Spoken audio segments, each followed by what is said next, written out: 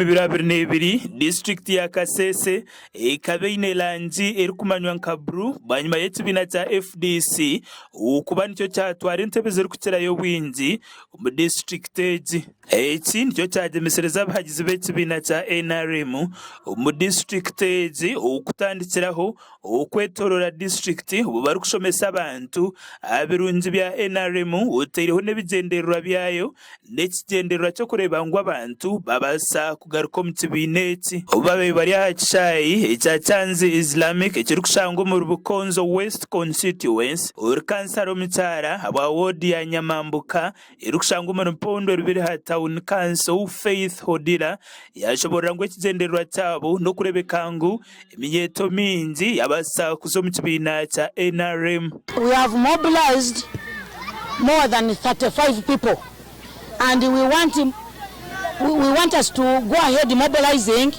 We want 2026 when we have turned this Kasese district, this Mpondo Town Council, when we have turned it yellow.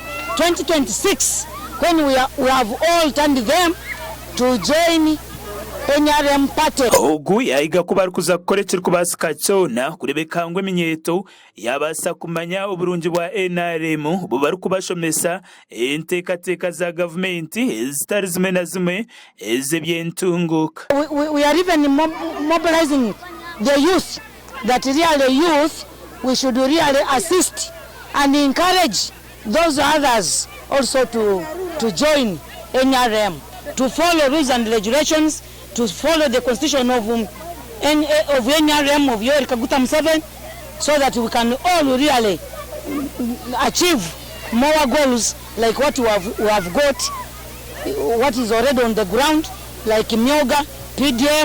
Chairperson w'ekigombe kya Yatandika Kasese chapter William Mwebaze yahiga Eminyeeto okwejumbira munongo mbyemizano abokubeki ndetse bahwera okwerinda emizendijo. Promoting sports ningira nti it is one of the thing ekigatheringa Eminyeeto kurora rundi ensingato zona zabahamu zalema genda mu bukora ebibi ebyo kunyamarwa ebyo kusiyana kutungayo burwaire no kugenda kwiba kutunga pia groups sona bose sports nziyambe kintu cyamani muno gatheringa hamu no kukira kalimu eri ensinganto. Abandi bantu abarikora hansi y'ekigombe kya Yatandika bayiga kuba kuza kukorekera kubasika cyona kureba ngo Kasese yabe ekibiina kya NRM ubu bari kutaho buryo ubu kubinga ekibiina cy'obutegetsi ekya FDC mu kicweke eki. We are happy to receive the FDC people to divert to NRM. We are happy of it. Yellow checkers, we have seen that we are going to work, and this is our start.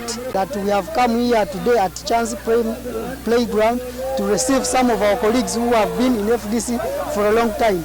We are very happy, we as the yellow checkers, to receive those colleagues, because all along they have been deceived by those colleagues from other parties. Burukunga noru abantu batari bamwe na bamwe bacekansa ukurwo mu kigombe cy'obutegetsi ekya Forum for Democratic Change barukutaha omukibiina ekya National Resistance Movement NRM.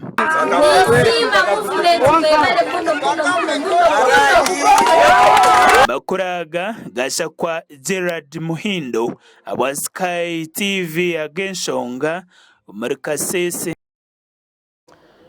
Umakura gandi abebe